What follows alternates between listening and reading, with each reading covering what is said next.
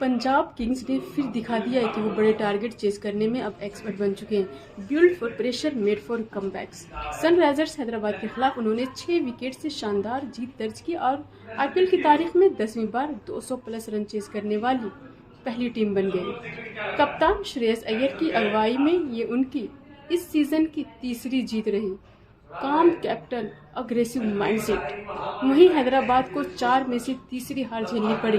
Match की शुरुआत पूरी तरह सनराइजर्स हैदराबाद के पाले में थी। टोटल डोमिनेशन इन पावर प्ले। अभिषेक शर्मा ने सिर्फ 18 गेंदों में 50 ठोक दी और स्कोर पावर प्ले में ही 100 के पार पहुंच गया।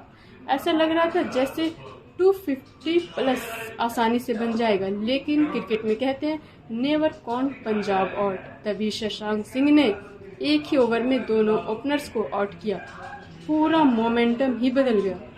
गेम फ्लिप्ड इन सेकंड्स। इसके बाद पंजाब के बॉलर्स ने वापसी की और सनराइजर्स हैदराबाद ने 219 रन बनाए।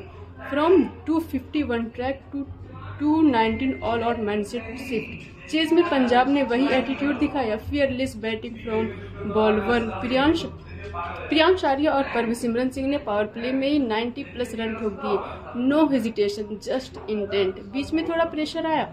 Wickets brought Sunrisers Hyderabad back in the game. Shivam Kumar ने जल्दी विकेट लेकर मैच को टाइट कर दिया और स्टेडियम में टेंशन बढ़ी।